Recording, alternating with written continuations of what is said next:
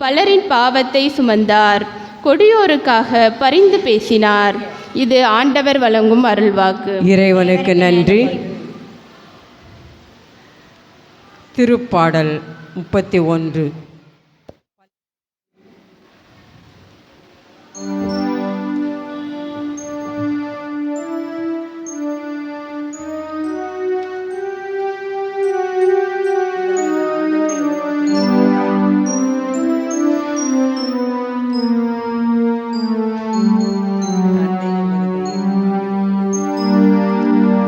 தந்தையே, உம் கையில் என் உயிரை ஒப்படைக்கின்றேன்.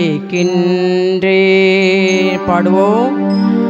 தந்தையே, என் உயிரை உம் கையில் ஒப்படைக்கின்றேன்.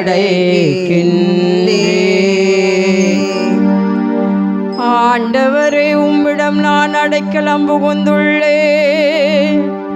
ஒருபோதும் வெட்கமடைய விடாதேயும். உமது நீதிக்கேற்ப என்னை விடுவித்தருளோ. உம் கையில் என் உயிரை ஒப்படைக்கின்றேன். வாக்கு பிறழாத இறைவனாகிய ஆண்டவரே, நீர் என்னை மீட்டருளினீ. பாடுவோம்.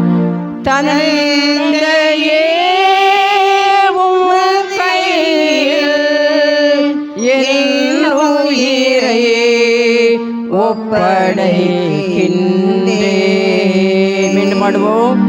தந்தையே, உம் கையில் என் உயிரை ஒப்படைக்கின்றேன். என் பகைவர் அனைவரின் நிகழ்ச்சிக்கு உள்ளானேன். என்னை அடுத்துரைப்போரின் பேரழிவுக்கு ஆளானே. என் நண்பர்களுக்கு பேரச்சம் வருவித்தே. என்னை தெருவில் பார்ப்போர் என்னிடமிருந்து விலகி ஓடுகின்றன. இறந்தோர் போல் நினைவு நின்று நான் அகற்றப்பட்டேன். உடைந்து போன மட்கலம் போலானேன். பல்லவி. தந்தையே, உம் கையில் என் உயிரை ஒப்படைக்கின்றேன். தந்தையே, உம் கையில் என் உயிரை ஒப்படைக்கின்றேன். ஆண்டவரை நான் உம்மீது நம்பிக்கை வைத்துள்ளேன். நீரே என் கடவுள் என்று சொன்னேன். என் வாழ்வின் ஒவ்வொரு கட்டம் உமது கையில் உள்ளது. என் எதிரிகளின் கையினின்றும் என்னை துன்புறுத்துவோரின் கையினின்றும் என்னை விடுவித்தருளோ. பல்லவி. தந்தையே, உம் கையில் என் உயிரை ஒப்படைக்கின்றேன். தந்தையே, உம் கையில் என் உயிரை ஒப்படைக்கின்றேன். உமது முகத்தின் ஒளியின் அடியேன் மீது வீசும்படி செய்யும். உமது பேரன்பால் என்னை விடுவித்தருளோ. ஆண்டவருக்காக நம்பிக்கையுடன் காத்திருப்போரே, நீங்கள் அனைவரும் வலிமையும் உறுதியும் கொண்டிருங்கள். தந்தையே,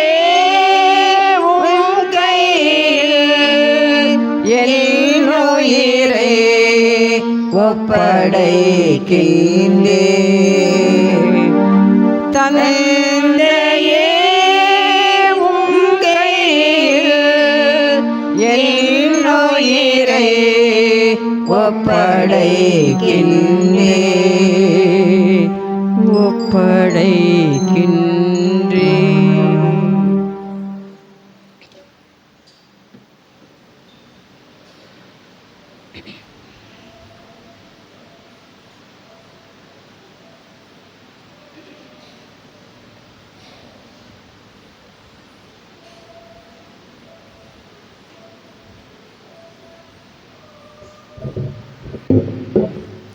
இரண்டாம் வாசக முன்னுரை. எல்லா வகையிலும் சோதிக்கப்பட்டாலும் பாவம் செய்யாதவரே நம் தலைமை குருவான இயேசு. இவர் தாமே தம்மை சாவிலிருந்து காப்பாற்ற வல்லவரிடம் பலத்த குரல் எழுப்பி கண்ணீர் சிந்தி மன்றாடினார். கடவுளும் அவருக்கு செவிசாய்த்தார். ஒருவர் மீட்படைய கீழ்ப்படிதல் மிகவும் அவசியம். இயேசு இறைமகனும் தலைமை குருவாய் இருந்து இறைப்பற்று கலந்த அச்சத்துடன் தந்தைக்கு கீழ்ப்படிந்தார். அதனாலேயே அவர் நிறைவுள்ளவரானார். நாமும் இயேசுவுக்கு கீழ்ப்படிந்தால் மீட்படைவோம். இதனை வலியுறுத்தும் இரண்டாம் வாசகத்தினை வாசிக்க கேட்போம்.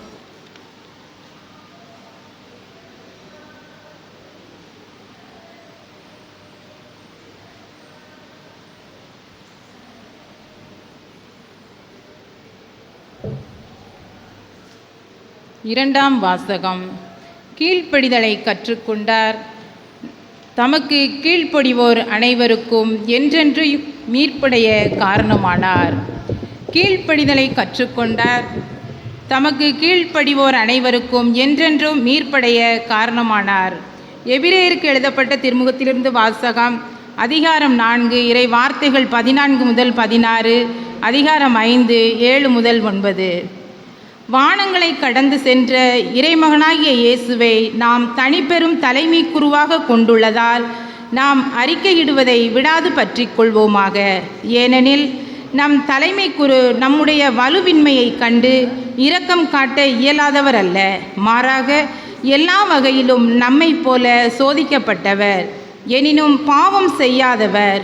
எனவே நாம் இரக்கத்தை பெறவும் ஏற்ற வேளையில் உதவக்கூடிய அருளை கண்டடையவும் அருள் நிறைந்த இறை அரியணையை துணிவுடன் அணுகிச் செல்வோமாக. அவர் இவ்வுலகில் வாழ்ந்த காலத்தில் தம்மை சாவிலிருந்து காப்பாற்ற வல்லவரை நோக்கி உரத்த குரல் எழுப்பி கண்ணீர் சிந்தி மன்றாடி வேண்டினார். அவர் கொண்டிருந்த இறைப்பற்று கலந்த அச்சத்தை முன்னிட்டு கடவுள் அவருக்கு செவி சாய்த்தார்.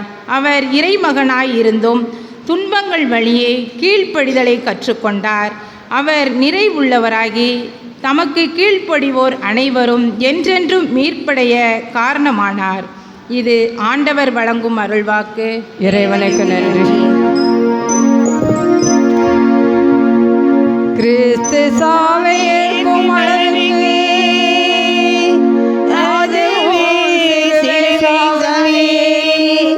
ஏற்கும் அளவிற்கு கீழ்ப்படிந்து தம்மையே தாழ்த்தி கொண்டார். எனவே கடவுள் அவரை மிகவே உயர்த்தி எப்பெயருக்கும் மேலான பெயரை அவருக்கு அருளினார். எழுந்து நிற்போம். யோவான் எழுதியபடி நம் ஆண்டவராகிய இயேசு கிறிஸ்துவின் திருப்பாடல்கள். அதிகாரம் 18 இறை வார்த்தைகள் 1 முதல் 19 தொடர்ந்து 42.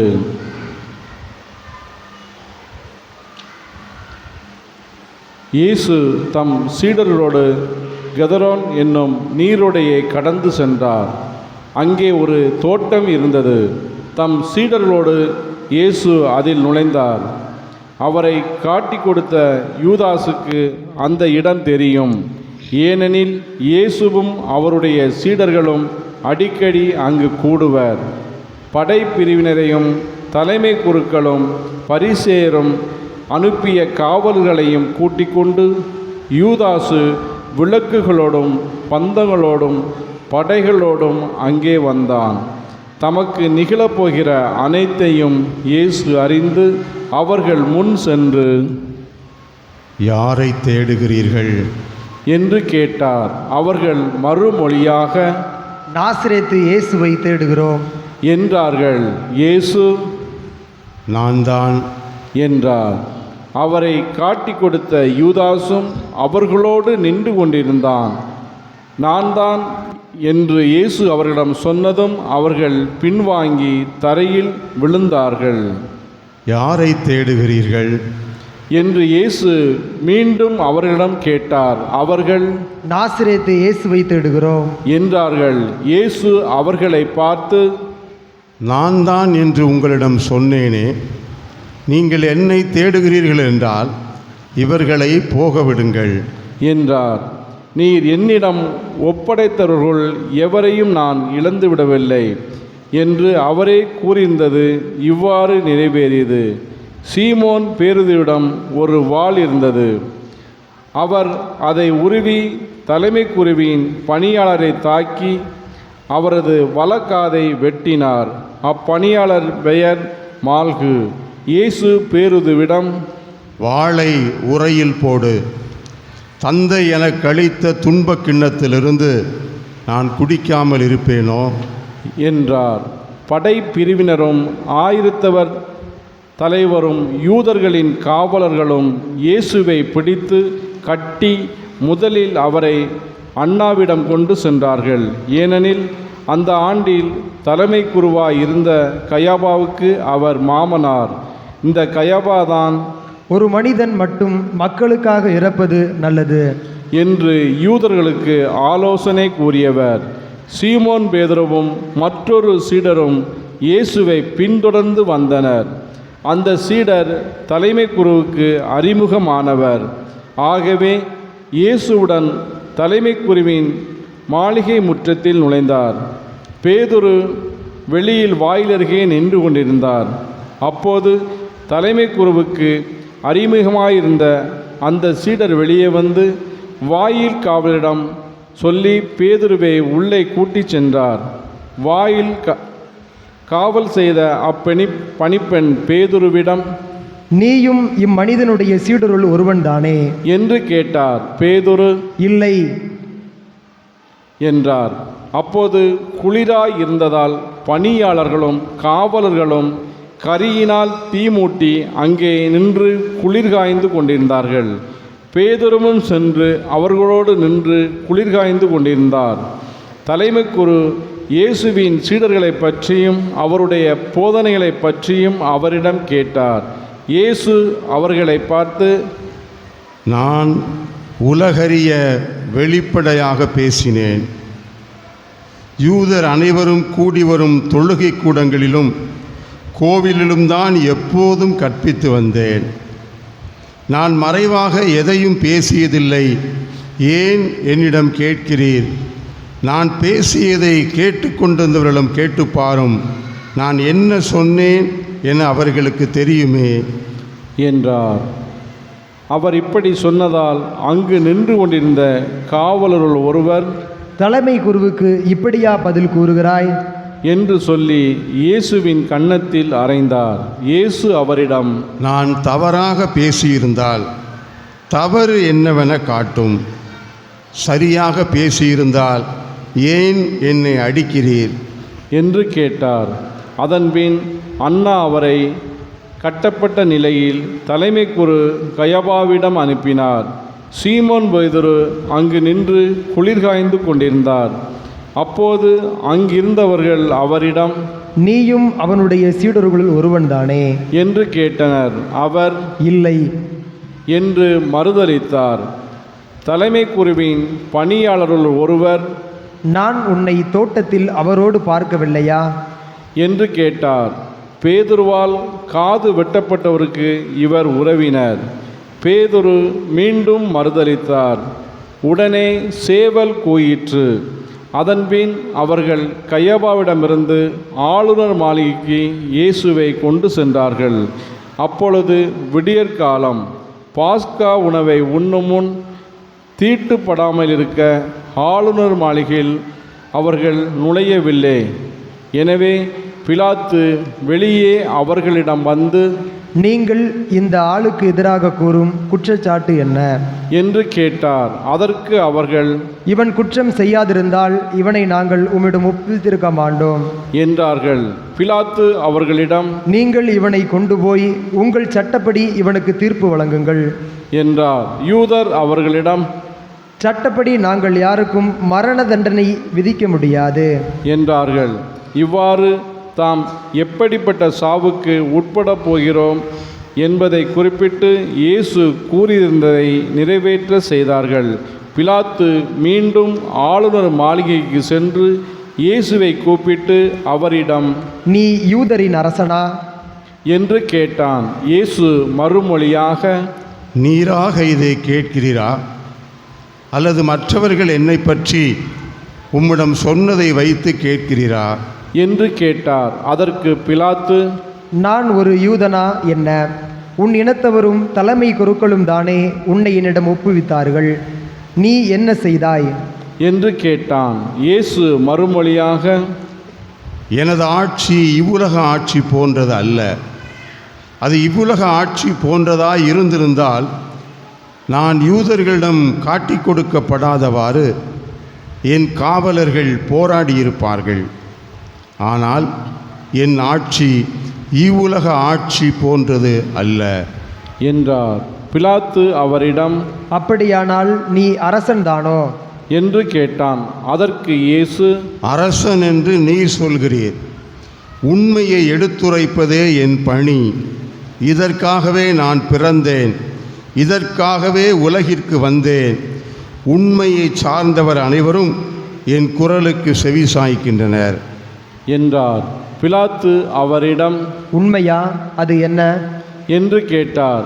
இப்படி கேட்டபின் பிலாத்து மீண்டும் யூதரிடம் சென்று, இவனிடம் நான் குற்றம் ஒன்றும் காணவில்லையே என்றான். மேலும், பாஸ்கா விழாவின் பொழுது உங்கள் விருப்பப்படி ஒரு கைதியை விடுதலை செய்யும் வழக்கம் உண்டே. யூதரின் அரசனாகிய இவனை நான் விடுதலை செய்யட்டுமா? உங்கள் விருப்பம் என்ன என்று கேட்டான். அதற்கு அவர்கள், இவன் சாக வேண்டும், பரபாவையே விடுதலை செய்யும் என்று மீண்டும் கத்தினார்கள். அந்த பரபா ஒரு கள்வன். பின்னர் பிலாத்து இயேசுவை சாட்டையால் அடிக்க செய்தான். வீரர்கள் ஒரு முள்முடி பின்னி அவர் தலைமேல் வைத்து செந்நிற மேலுடையை அவருக்கு அணிவித்தார்கள். அவரிடம் வந்து, யூதரின் அரசே வாழ்க என்று சொல்லி அவருடைய கன்னத்தில் அறைந்தார்கள். பிலாத்து மீண்டும் வெளியே வந்து அவர்களிடம், அவனை நான் உங்கள் முன் வெளியே கூட்டி வருகிறேன். பாருங்கள், அவனிடம் நான் குற்றம் ஒன்றும் காணவில்லை என்பதை அறிந்து கொள்ளுங்கள் என்றான். இயேசு முள்முடியும் செந்நிற மேலுடையும் அணிந்தவராய் வெளியே வந்தார். பிலாத்து அவர்களிடம், இதோ மனிதன் என்றான். அவரை கண்டதும் தலைமை குருக்களும் காவலர்களும், சிலுவையில் அறையும், சிலுவையில் அறையும் என்று கத்தினார்கள். பிலாத்து அவர்களிடம், நீங்களே இவனை கொண்டு போய் சிலுவையில் அறையுங்கள். இவனிடம் குற்றம் இருப்பதாக எனக்கு தெரியவில்லை என்றான். யூதர்கள் அவரை பார்த்து, எங்களுக்கு ஒரு சட்டம் உண்டு, அச்சட்டத்தின்படி இவன் சாக வேண்டும், ஏனெனில் இவன் தன்னையே இறைமகன் என உரிமை கொண்டாடுகிறான் என்றனர். பிலாத்து இதை கேட்டதும் இன்னும் மிகுதியாக அஞ்சினான். அவன் மீண்டும் ஆளுநர் மாளிகைக்கு சென்று இயேசுவிடம், நீ எங்கிருந்து வந்தவன் என்று கேட்டான். ஆனால் இயேசு அவனுக்கு பதில் கூறவில்லை. அப்போது பிலாத்து, என்னோடு பேச மாட்டாயா? உன்னை விடுதலை செய்யவும் எனக்கு அதிகாரம் உண்டு, உன்னை சிலுவையில் அறையவும் எனக்கு அதிகாரம் உண்டு என்பது உனக்கு தெரியாதா என்றான். இயேசு மறுமொழியாக, மேலிருந்து அருளப்படாவிடில் உமக்கு என்மேல் எந்த அதிகாரமும் இராது. ஆகவே என்னை உம்மிடம் ஒப்புவித்தவன்தான் பெரும் பாவம் செய்தவன் என்றார். அது முதல் பிலாத்து அவரை விடுவிக்க வழி தேடினான். ஆனால் யூதர்கள், நீர் இவனை விடுவித்தால் சீசருடைய நண்பராய் இருக்க முடியாது. தம்மையே அரசராக்கி கொள்ளும் எவரும் சீசருக்கு எதிரி என்றார்கள். இவ்வார்த்தைகளை கேட்டதும் பிலாத்து இயேசுவை வெளியே கூட்டி வந்தான். கல்தலம் என்னும் இடத்தில் இருந்த நடுவர் இருக்கையின் மீது அமர்ந்தான். அந்த இடத்திற்கு எரோபிய மொழியில் கபதா என்பது பெயர். அன்று பாஸ்கா விழாவுக்கு ஏற்பாடு செய்யும் நாள், ஏறக்குறைய நண்பகல் வேளை. பிலாத்து யூதர்களிடம், இதோ உங்கள் அரசன் என்றான். அவர்கள், ஒளிக ஒளிக, அவனை சிலுவையில் அறையும் என்று கத்தினார்கள். பிலாத்து அவர்களிடம், உங்கள் அரசனை நான் சிலுவையில் அறைய வேண்டும் என்கிறீர்களா என்று கேட்டான். அதற்கு தலைமை குருக்கள், எங்களுக்கு சீசரை தவிர வேறு அரசர் இல்லை என்றார்கள். அப்போது பிலாத்து அவரை சிலுவையில் அறையுமாறு அவர்களிடம் ஒப்புவித்தான். அவர்கள் இயேசுவை தம் பொறுப்பில் ஏற்றுக்கொண்டார்கள். இயேசு சிலுவையை தாமே சுமந்து கொண்டு மண்டை ஓட்டு இடம் என்னும் இடத்திற்கு சென்றார். அதற்கு எரேபிய மொழியில் கொல்கொதா என்பது பெயர். அங்கே அவர்கள் இயேசுவையும் அவரோடு வேறு இருவரையும் சிலுவையில் அறைந்தார்கள். அவ்விருவரையும் இரு பக்கங்களிலும் இயேசுவை நடுவிலுமாக அறைந்தார்கள். பிலாத்து குற்ற அறிக்கை ஒன்று எழுதி அதை சிலுவையின் மீது வைத்தான். அதில் நாசரேத்து இயேசு யூதர்களின் அரசன் என்று எழுதியிருந்தது. இயேசு சிலுவையில் அறையப்பட்ட இடம் நகரத்துக்கு அருகில் இருந்ததால் யூதருள் பலர் இந்த குற்ற அறிக்கையை வாசித்தனர். இது எரேபியம், லத்தீன், கிரேக்கம் ஆகிய மொழிகளில் எழுதப்பட்டிருந்தது. யூதரின் தலைமை குருக்கள் பிலாத்திடம், யூதரின் அரசன் என்று எழுத வேண்டாம், மாறாக யூதரின் அரசன் நான் என்று அவனே சொல்லிக் கொண்டதாக எழுதும் என்று கேட்டுக்கொண்டார்கள். பிலாத்து அவர்களை பார்த்து, நான் எழுதியதே என்றான். இயேசுவை சிலுவையில் அறைந்தபின் படை வீரர் அவருடைய மேலாடைகளை 4 பாகமாக பிரித்து ஆளுக்கு ஒரு பாகம் எடுத்துக்கொண்டார்கள். அங்கியையும் அவர்கள் எடுத்துக்கொண்டனர். அந்த அங்கி மேலிருந்து கீழ்வரை தையலே இல்லாமல் நெய்யப்பட்டிருந்தது. எனவே அவர்கள் ஒருவரை ஒருவர் நோக்கி, அதை கிழிக்க வேண்டாம், அது யாருக்கு கிடைக்கும் என்று பார்க்க சீட்டு குலுக்கி போடுவோம் என்றார்கள். என் ஆடைகளை தங்களுக்குள் பகிர்ந்து என் உடை மீது சீட்டு போட்டார்கள் என்னும் மறைநூல் வாக்கு இவ்வாறு நிறைவேறியது. சிலுவை அருகில் இயேசுவின் தாயும் தாயின் சகோதரியும் குலோபாவின் மனைவியுமான மரியாவும் மகதல மரியாவும் நின்று கொண்டிருந்தனர். இயேசு தம் தாயையும் அருகில் நின்ற தம் அன்பு சீடர்களையும் கண்டு தம் தாயிடம், அம்மா, இவரே உம் மகன் என்றார். பின்னர் தம் சீடரிடம், இவரே உம் தாய் என்றார். அந்நேரம் முதல் அச்சீடர் அவரை தம் வீட்டில் ஏற்று ஆதரவளித்து வந்தார். இதன்பின் அனைத்தும் நிறைவேறிற்று என்பதை அறிந்த இயேசு, தாகமாயிருக்கிறது என்றார். மறைநூலில் எழுதியுள்ளது நிறைவேறவே இவ்வாறு சொன்னார். அங்கே ஒரு பாத்திரம் நிறைய புளித்த திராட்சரசம் இருந்தது. அதில் கடற்பஞ்சை நன்கு தோய்த்து யூசப் தண்டில் பொருத்தி அதை அவர்கள் அவரது வாயில் வைத்தார்கள். அந்த ரசத்தை குடித்ததும் இயேசு, எல்லாம் நிறைவேறிற்று என்று கூறி தலை சாய்த்து ஆவியை ஒப்படைத்தார். ஒரு நிமிடம் முழந்தால் படியிடுவோம்.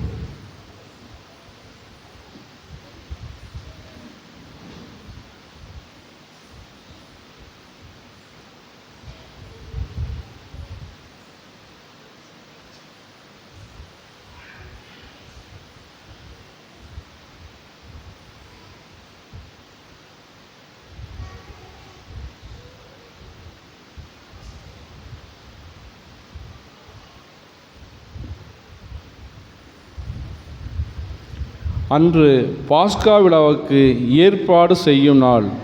அடுத்த நாள் ஓய்வு நாளாகவும் பெருநாளாகவும் இருந்தது. எனவே அன்று சிலுவையில் உடல்கள் தொங்கலாகா என்பதற்காக கால்களை முறித்து சடலங்களை எடுத்து விடுமாறு யூதர்களிடம் பிலாத்து கேட்டுக்கொண்டான்.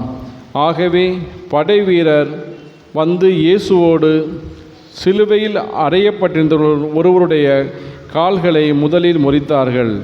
பின்னர் மற்றவருடைய கால்களையும் முறித்தார்கள். பின்பு அவர்கள் இயேசுவிடம் வந்தார்கள். அவர் ஏற்கனவே இறந்து போயிருந்ததை கண்டு அவருடைய கால்களை முறிக்கவில்லை. ஆனால் படை வீரருள் ஒருவர் இயேசுவின் விலாவை ஈட்டியால் குத்தினார்.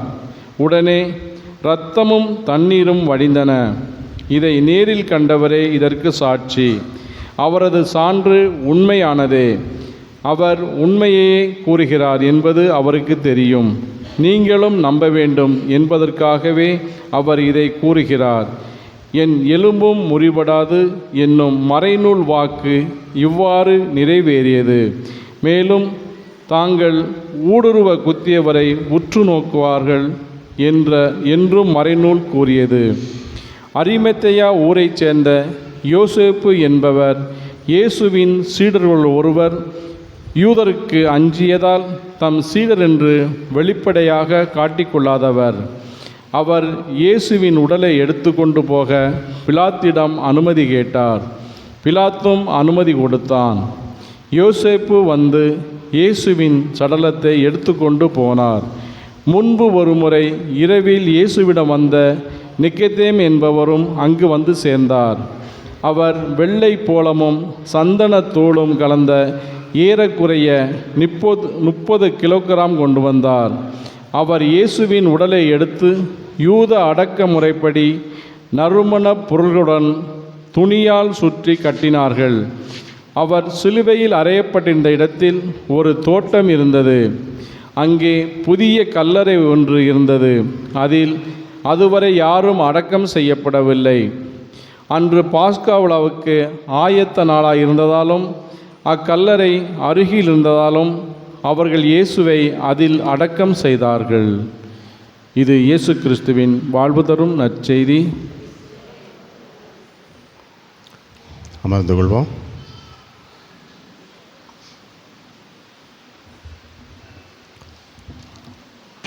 அன்பு சகோதர சகோதரிகளே, நம்முடைய ஊரின் வரலாற்றில் இந்த ஒரு வித்தியாசமான சிலுவை பாதையை பார்த்தோம்.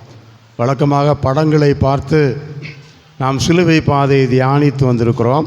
ஆனால் இன்றைக்கு உயிரோட்டமாக 14 நிலைகளையுமே இளையோர்கள் பெரியவர்கள் மிக அற்புதமாக தத்ரூபமாக நம் முன்னாடி நடித்து காண்பித்தார்கள்.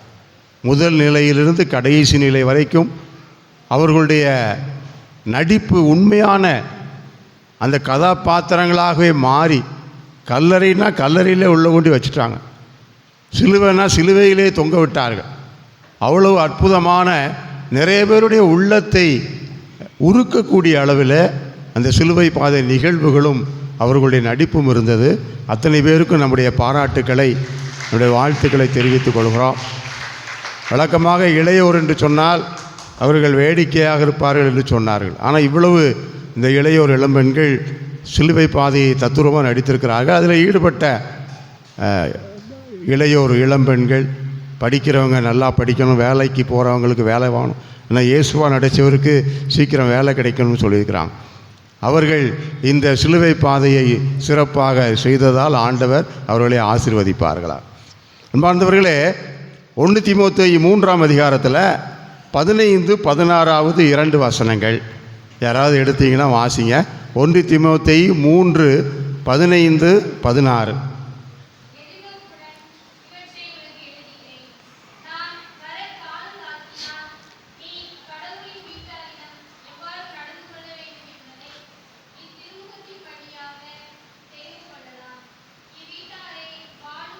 பதினைந்தாவது வசனம் என்ன சொல்லுகிறது? கடவுளின் வீட்டார். யார் கடவுளின் வீட்டார்? வாழும் திருச்சபையே கடவுளின் வீட்டார். கத்தோலிக்க திருச்சபை. இந்த திருச்சபை கடவுளின் வீட்டார். அதுக்கடுத்து பவுல் சொல்லுகிறார், வாசிங்க. உண்மைக்கு தூணும் அடித்தளமுமாக இருக்கிறது. இன்றைக்கும் எது உண்மை என்று உலகத்துக்கு எடுத்து சொல்வதிலும், அந்த உண்மையை உறுதியாக பற்றி நிற்பதிலும் உண்மைக்கு தூணும் அடித்தளமுமாக இந்த திருச்சபை இருக்கிறது. அதுக்கு அடுத்த வசனம் 16வது வசனத்தை வாசிங்க. நம்முடைய சமயத்தின் மறை உண்மை மிக உயர்வானது. பாருங்க என்ன சொல்றார் பாருங்க. நம்முடைய சமயத்தின் மறை உண்மை. மறை உண்மைனா என்ன? உண்மை வெளிப்படையாக தெரியாது, அது மறைந்திருக்கும். நம்முடைய திருச்சபையிலே நிறைய மறை உண்மைகள் இருக்கிறது. இப்போ நேற்று நற்கருணை விழா. நற்கருணையை புரிய முடியாது, நற்கருணையை முழுமையாக அறிய முடியாது, நற்கருணையை முழுமையாக நம்ப முடியாது. நம்ம யாருமே இந்த நற்கருணையை முழுமையாக அறியலை, முழுமையாக நம்பலை, கொஞ்சம் கொஞ்சம் தெரிஞ்சிருக்கிறோம். ஏன்னா அறிவினால் அதை நாம் அறியவும் புரியவும் முடியாது. அதே போல தான் இன்றைய நாள். இன்றைக்கு இன்னொரு மறை உண்மை, திருச்சிலுவையினுடைய மாட்சியின் மறை உண்மை. திருச்சிலுவையும் நாம் அறிய முடியாது, நம்முடைய அறிவாலும் கண்களாலும் தெரிய முடியாது. அது ஆழ்ந்த மறை உண்மை கொண்டது. எனவே தான் நம்முடைய திருச்சபையிலே 4ஆம் நூற்றாண்டிலிருந்து ஆண்டுக்கு ஒரு முறை இந்த நாள், இந்த பெரிய வெள்ளிக்கிழமை திருப்பலி கிடையாது. இந்த ஆலயத்தில் ஒவ்வொரு நாளும் திருப்பலி இருந்திருக்கும். திருப்பலி கொண்டாட்டங்கள், திருவருட்சாதன கொண்டாட்டங்கள், பல கொண்டாட்டங்கள் இருந்திருக்கும். இன்றைக்கு எதுவுமே கிடையாது. இன்றைக்கு ஒன்றே ஒன்றுதான், திருச்சிலுவையை நாம் கொண்டாடுகிறோம், திருச்சிலுவையை ஆராதிக்கிறோம். எனக்காக நம்முடைய திருத்தந்தை அழகாக சொல்லுகிறார். ஏன் இன்றைக்கு? இது எந்த சபையிலும் எங்கும் கிடையாது. ஒரு நாள் முழுவதும் திருச்சிலுவையை நாம் மறை உண்மையை அறியவும் ஆராதிக்கவும் கொண்டாடவும். என்ன காரணம்? திருச்சபை சொல்லுகிறது, இந்த திருச்சிலுவையினுடைய முக்கியத்துவத்தை, இந்த திருச்சிலுவையினுடைய வளமையை, இந்த திருச்சிலுவையினுடைய வல்லமையை நாம் இன்னும் அதிகமாக அறிந்து கொள்ள வேண்டும். திருச்சிலுவையினுடைய முக்கியத்துவம், அந்த திருச்சிலுவையினுடைய வல்லமை. ஏன்னா இன்றைக்கு சிலுவையே வேண்டாம், சிலுவை என்பது மதிப்பிழந்து, சிலுவை என்பது ஏற்றுக்கொள்ளப்படாமல் இருக்கிற அந்த காலத்திலும் திருச்சபை இன்றைக்கு ஒரு நாள் சொல்கிறது, திருச்சிலுவையினுடைய முக்கியத்துவத்தை அறிந்து கொள்ளுங்கள், தெரிந்து கொள்ளுங்கள் என்று சொல்கிறார். இந்த முக்கியத்துவத்தை எங்கிருந்து நாம் தெரிந்து கொள்ளலாம்? நீங்கள் அன்னை மரியாளுடைய வாழ்க்கையில் ஆண்டவர் இயேசு இறந்து போன லாசருக்கு உயிர் கொடுக்கிறார். அன்னை மரியாள் அங்கே போகலை, நல்லா கவனிக்கணும்.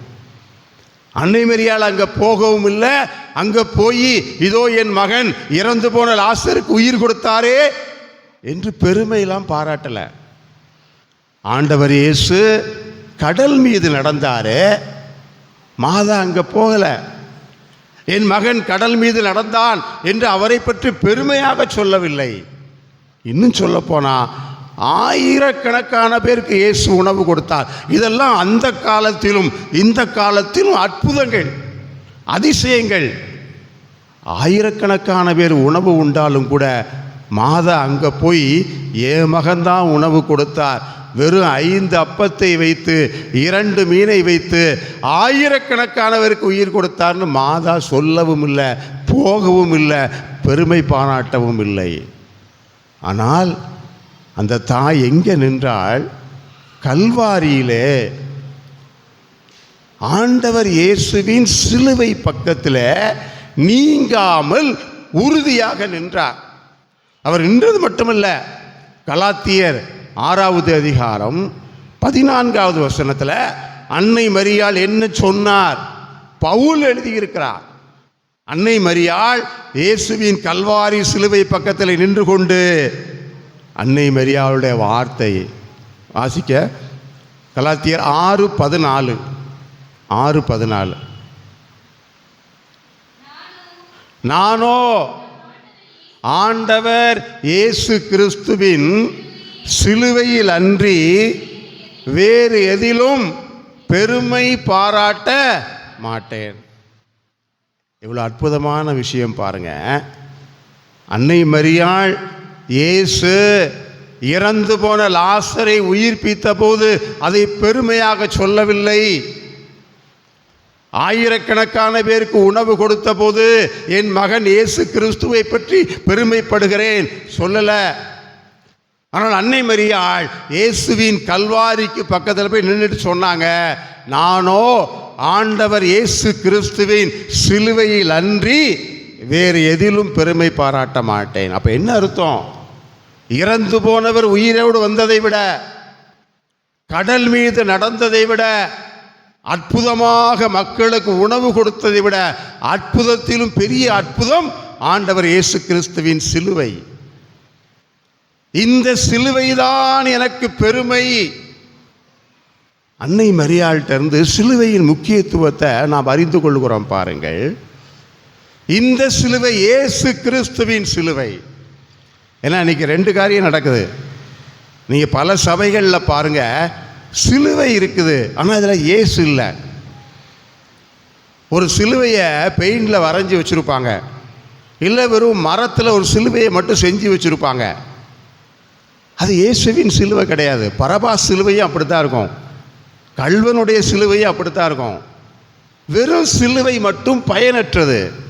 இன்னும் ஒரு சில இடத்துல என்ன பார்க்குறோம்? இயேசு வெள்ளை அங்கி போட்டு மேலே சிகப்பு துணி போட்டு இப்படி நிற்பார், அற்புதம் செய்கிற இயேசு. ரெண்டையும் பார்க்குறோம் பாருங்க. ஒன்று இயேசு இல்லாத சிலுவை, இன்னொன்று சிலுவை இல்லாத இயேசு. இவை இரண்டுமே ஏமாற்று காரியங்கள். இவை இரண்டுமே நம்மை தவறாக வழிநடத்தக்கூடியது. ஏன்னா சிலுவை எல்லா இடத்துலையும் இருக்குது. கம்யூனிஸ்ட் நாடுகளிலும் சிலுவைகள், துன்பங்கள், சாவுகள் இருக்கிறது. ஆனால் அன்னை மரியாள் என்ன சொல்கிறார்? ஆண்டவர் இயேசு கிறிஸ்துவின் சிலுவை. அந்த ஆண்டவர் இயேசு கிறிஸ்துவின் சிலுவை என்பது இயேசுவையும் சிலுவையும் பிரிக்க முடியாது. நீங்கள் வெறும் சிலுவையை கொண்டு போய் ஒரு பேய்கிட்ட கொண்டு காமிங்க, காரி துப்பிடும். அதில் ஒன்றும் கிடையாது. இயேசு இருக்கிற சிலுவை. அதனால தான் சிலுவை இல்லாத இயேசுவும் இயேசு இல்லாத சிலுவையும் பயனற்றது. எனவே தான் இன்றைக்கு அந்த மறை உண்மையை, சிலுவையினுடைய வல்லமை, 1 கொரிந்தியர் 1:18 பவுல் சொல்கிறாரே, சிலுவை நமக்கு வல்லமை. நம்ம கேள்விப்பட்டிருக்கோம், இன்றைக்கு அதை நம்பணும். வல்லமை எதில் இருக்கு? பவுல் சொல்கிறார், சிலுவை நமக்கு வல்லமை. இன்னும் 23-24 வசனத்தில் சொல்கிறார், வல்லமை மட்டுமல்ல, அது நமக்கு ஞானம். சிலுவையில் அறையுண்ட மெசியா இறை வல்லமையும் இறை ஞானமுமாய் இருக்கிறார். எவ்வளவு சுருக்கமாக சொல்றா பாருங்க. சிலுவையில் அறையுண்ட மெசியா இறை வல்லமையும் இறை ஞானமுமாய் இருக்கிறார். அப்போ இந்த சிலுவை என்பது சாதாரண விஷயம் இல்லை. இன்றைக்கி பெரிய வெள்ளிக்கிழமை அன்னைக்கு இதே மாதிரி ஒரு சிலுவையை வச்சுருப்பாங்க. இந்த சிலுவையில் துணியை போட்டு கட்டியிருப்பாங்க. ஏன் இந்த துணியை போட்டு கட்டுறாங்க? குருவானவர் என்ன செய்வார்? இந்த சிலுவையை உயர்த்தி பிடிச்சிட்டு வரும்போது ஒவ்வொன்றா கொஞ்சம் கொஞ்சமாக திறப்பார். இந்த திரையை கொஞ்சம் கொஞ்சமாக அகற்றுவார். 3வது முறை பாடுகிற போது மொத்த திரையும் அகற்றப்படும். ஏன் கொஞ்சம் கொஞ்சமாக அகற்றுறாங்க? எதற்காக? ஏன் மூடி வைத்திருக்கிறார்கள் என்று சொன்னால், இந்த சிலுவை என்பது மறைக்கப்பட்டிருக்கிறது. இது ஒரு மறைபொருள். எங்கே மறைக்கப்பட்டிருக்கிறது? நம்முடைய விவிலிய வரலாற்றில் தொடக்கத்திலிருந்து நாம் பார்க்கிறோம். ஆண்டவர் இயேசுவினுடைய சிலுவை திடீரென்று ஒரு நாள் தோன்றியதல்ல. பழைய ஏற்பாட்டில் இருந்து கொஞ்சம் கொஞ்சமாக கடவுள் அதை வெளிப்படுத்துகிறார். நல்லா தெரியணும். இந்த சிலுவையை நீங்கள் புரியணும்னா, பழைய ஏற்பாட்டிலே இந்த சிலுவை மரம் என்ன செய்தது, எப்படி கடவுள் அதை கொஞ்சம் கொஞ்சமாக தயார் செய்கிறார். பழைய ஏற்பாட்டிலே மரம் இருந்தது. என தொடக்க நூல் 1வது அதிகாரம் 11வது வசனத்தில் வாசிக்கிறோம், கடவுளுடைய படைப்பின் முதல் படைப்பு மரம். அதில் கடவுள் 2 வகையான மரங்களை படைக்கிறார். 2ஆம் அதிகாரத்தில் திரும்ப 9வது வசனம் வாசிக்கிறோம், கடவுள் 2 மரங்களை படைக்கிறார். ஒன்று வாழ்வின் மரம், இன்னொன்று அழிவின் மரம். இந்த 2 மரங்களை படைக்கிறார். அதில் மனிதன் அழிவின் மரத்தை தேர்ந்து கொண்டான், வாழ்வின் மரத்தை புறக்கணித்தான். வாழ்வின் மரத்திலிருந்து அவன் தூரமாய் போனான். அழிவின் மரத்தை தெரிந்து கொண்டதால் அவன் அழிவின் பாதைக்கு போனான். ஆனால் கடவுள் விடலை. நீ அழிஞ்சு போகக்கூடாது, நீ அழிஞ்சு போகாமல் வாழ்வு பெறணும். அப்போ கடவுள் என்ன சொன்னார்? எசேக்கியேல் 47வது அதிகாரத்தில் 7வது வசனம் சொல்கிறது, நான் மீண்டும் ஒரு மரத்தை கொண்டு வருவேன், நான் மீண்டும் வாழ்வின் மரத்தை கொண்டு வருவேன். அந்த வாழ்வின் மரம்தான் இந்த சிலுவை. ஆதாம் ஏவாள் இழந்து போனார்களே, தொட முடியாத தூரத்துக்கு போனார்களே, வாழ்வை இழந்த அழிவை பெற்றுக் கொண்டார்களே, அவர்களுடைய தலைமுறையாகிய நாம் அழிந்து போகக்கூடாது என்று கடவுள் மீண்டும் வாழ்வின் மரத்தை கொடுக்கிறார். அந்த வாழ்வின் மரம்தான் இந்த சிலுவை. நீங்கள் திருவெளிப்பாடு 22வது அதிகாரத்தில் 1-2 வசனங்களில் வாசிக்கிறோம், வாழ்வின் மரம் எங்கே இருக்கிறதோ அந்த வாழ்வின் மரம் இருக்கிற இடத்துல நோய் இருக்காது, சாபம் இருக்காது, சாவு இருக்காது. வாழ்வின் தண்ணீர் எல்லா தெருக்களிலும் ஊரெங்கும் பாய்ந்தோடும் என்று வாசிக்கிறோம். அது இந்த வாழ்வின் மரம் சிலுவை. இன்றைக்கு திருச்சபை அதை கொடுக்கிறது. ஆதாம் ஏவாள் தொட முடியாத சிலுவையை, ஆதாம் ஏவாள் பெற்றுக்கூடாத வாழ்வை இன்றைக்கு நீங்கள் பெற்றுக்கொள்ளுங்கள். இந்த சிலுவையிலிருந்து பெற்றுக்கொள்ளுங்கள். அப்போ தொடக்க நூலிலிருந்து திருவெளிப்பாடு வரைக்கும் என்ன நடந்தது? நாம் ஒரு சில மரங்களை பார்க்கிறோம். நீங்கள் தொடக்க நூல் 6ஆம் அதிகாரத்தில் வெள்ளப்பெருக்கு வருகிறது. அந்த வெள்ளப்பெருக்கு வந்தபோது மக்கள் அழிந்து போவார்களே. அப்போ கடவுள் என்ன சொன்னார்? நோவாவுக்கு சொன்னார், நீ கோபா மரத்தால் பேழை செய். நோவா, நீ கோபா மரத்தால் பேழை செய். அப்போ அந்த மரத்து பேழைக்குள்ள யாரெல்லாம் போகிறார்களோ அவர்கள் அழிய மாட்டார்கள், அவர்கள் காப்பாற்றப்படுவார்கள். பாருங்கள், முதல் மரம் அதுதான் சிலுவையை கொஞ்சம் கொஞ்சமாக திறக்கிறோம். நோவாவினுடைய அந்த மரப்பேழை என்ன செய்தது? அழிவில் இருக்கிற மக்களை அது காப்பாற்றியது. இந்த சிலுவை அழிவிலிருந்து மக்களை காப்பாற்றும். 2வது விடுதலை பயணம் 14ஆம் அதிகாரத்தில் இஸ்ராயேல் மக்கள் எகிப்தின் அடிமைத்தனத்திலிருந்து தப்பிச்சு வந்துட்டாங்க. பின்னாடி எகிப்து இராணுவம் பார்வோனின் ராமம் விரட்டி கொண்டு வருகிறது. முன்னால் பார்த்தா செங்கடல் இருக்கிறது. செங்கடலில் போக முடியாது. ஒரு ஆறு, ஒரு நதினா நீந்தி போயிடலாம். கடலை எப்படி கடக்க? அங்கே செங்கடல் போக முடியாது. திரும்பி போனால் எகிப்திய இராணுவம் கொன்று விடுவார்கள். மக்களுக்கு என்ன செய்யன்னு தெரியல. அங்கேயும் போக முடியல, இங்கேயும் போக முடியல. அப்போ பயந்து போய் அவர்கள் நிலை குலைந்து போனார்கள். நீங்கள் விடுதலை பயணம் 14ஆம் அதிகாரத்தில் 13, 14, 15 வயசுல கடவுள் சொல்கிறார், முன்னையும் போக முடியல, பின்னையும் போக முடியல, நான் நெருக்கடியில் என்ன செய்ய போகிறோம்? மக்கள் சொல்கிறாங்க, நாங்கள் சாக போகிறோம். சிலரும் சொல்லுவாங்க, பாருங்கள், எங்கள் அப்பா அம்மா வீட்டுக்கும் போக முடியல, என் கணவன் வீட்லேயும் வாழ முடியலை, அங்கேயும் போக முடியல, இங்கேயும் இருக்க முடியல, என்ன செய்ய? சாகத்தான் செய்யணும். வட்டிக்கு கடனையும் அடைக்க முடியல, சம்பாத்தியமும் இல்லை, என்ன செய்ய? சாகத்தான் செய்யணும். எங்கேயுமே வழி இல்லைனா செத்து போக வேண்டும் என்கிற முடிவை மனிதன் எடுக்கிறான். இஸ்ராயேல் மக்கள் சொன்னார்கள், நாங்கள் சாகத்தான் வேண்டும்.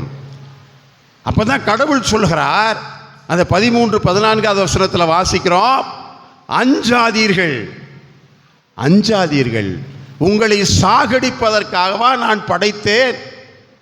உங்களை சாகடிப்பதற்காகவா அடிமைத்தனத்திலிருந்து கொண்டு வந்தேன், அஞ்சாதீர்கள். அடுத்த வார்த்தை என்ன சொல்றாரு? நிலை குலையாதீர்கள். இவ்வளவு பிரச்சனை இருக்க, அங்க போனாலும் சாவு, இங்க போனாலும் சாவு, அஞ்சாதீர்கள், நிலை குலையாதீர்கள்.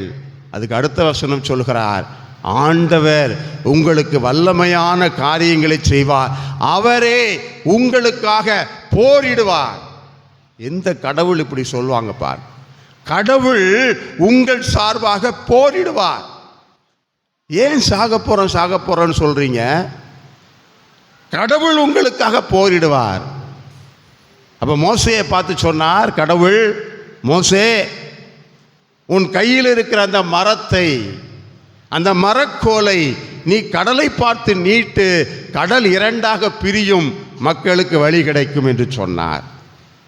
பாருங்க, வழி தெரியாமல், வாழ்வதற்கே வழி இல்லாமல் நிலை குலைந்து போன போது அந்த மரம் அவர்களுக்கு வழியை, விடுதலையை, கானான் தேசத்தை நோக்கி கொடுத்தது. பாருங்க, அதுதான் பாட்டா பாடுறோம் நம்ம.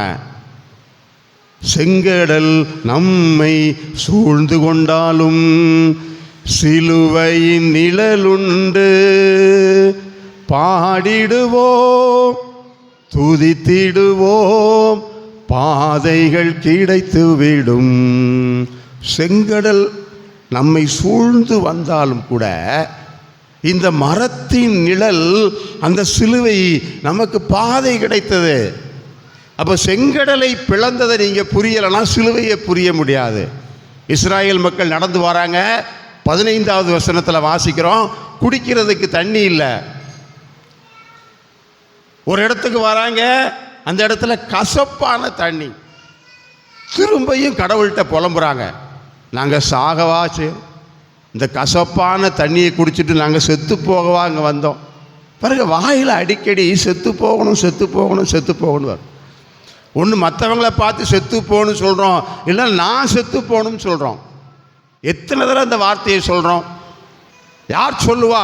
இந்த சிலுவையினுடைய மகிமையை, வல்லமையை அறியாதவர்கள் சொல்வார்கள். நீ சாவதற்காகவா இயேசு சிலுவையிலேயே தன்னையே பலியாக்கினார்? நீ சாகக்கூடாது, நீ அழியக்கூடாது என்றுதானே அவர் சிலுவையிலே செத்து போனார். இஸ்ராயேல் மக்கள் சொல்றாங்க, இந்த கசப்பான தண்ணீரை எப்படி குடிக்க முடியும்? அந்த இடத்துக்கு பேரு மாறா. இந்த கசப்பு மாறாதா? நம்ம வாழ்க்கையில கசப்பு இருக்கும், வாழ்க்கையில கஷ்டம் இருக்கும், இது மாறாதா? எத்தனை ஆண்டுகள் இது எனக்கு. அப்பதான் கடவுள் சொல்றாரு, இதுவும் மாறும், எல்லாம் மாறும். மாறாதது ஒன்றுமில்லை. நீ கசப்பான நீர் மாறா மாறா என்று சொல்லாதே. மோசேயிட்ட சொன்னார், அந்த மரத்துண்டை எடுத்து இந்த கசப்பு தண்ணியிலே போடு, கசப்பு தண்ணீர் சுவையானதாக மாறும். பாருங்க, அடுத்த ஒரு மரம் வருகிறது பாருங்க. கசப்பான வாழ்க்கை இருந்தால் அந்த வாழ்க்கையை இந்த சிலுவை மரம் சுவையாக மாற்றக்கூடியதாக இருக்கிறது. அன்பு சகோதர சகோதரிகளே, இதைத்தான் மறை உண்மையாக விவிலியம் முழுவதும் இன்னும் கடைசியாக பார்க்கிறோம். யோவான் நற்செய்தி 3ஆம் அதிகாரத்தில் 14வது வசனத்தில் இயேசு சொன்னார். இப்போ நான் சொன்னேனே, மறை உண்மை. பழைய ஏற்பாட்டிலே சிலுவை இருந்தது, சிலுவை மரம் இருந்தது.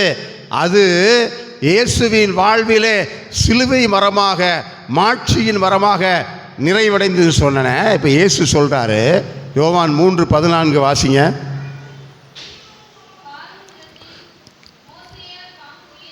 இயேசு சொல்றாரு, பாலை நிலத்தில் மோசேயால் பாம்பு உயர்த்தப்பட்டது போல மானிட மகனும் உயர்த்தப்பட வேண்டும். இயேசு சொல்றாரு. அப்ப இயேசு தன்னை யாருக்கு சொல்றாரு? சிலுவையை யாருக்கு சொல்றாரு? மோசே உயர்த்திய வெண்கல பாம்புக்கு சொல்றாரு. அந்த வெண்கல பாம்பு என்ன? ஏன் இயேசு தன்னை வெண்கல பாம்பு உயர்த்தப்பட்ட சிலுவையை சொல்றாரு? நீங்க எண்ணிக்கை புத்தகத்தில் 21வது அதிகாரத்தில் பார்க்குறோம் பாருங்க. பாதை கிடைக்கல, கடல் கிடக்குன்னு முணுமுணுத்தாங்க. தண்ணி இல்லைன்னாங்க. ஆண்டவர் தண்ணியை கொடுத்தாரு. திரும்ப திரும்ப கடவுள் அற்புதங்களை செய்கிறார். ஆனால் இந்த மக்கள் ஆண்டவரை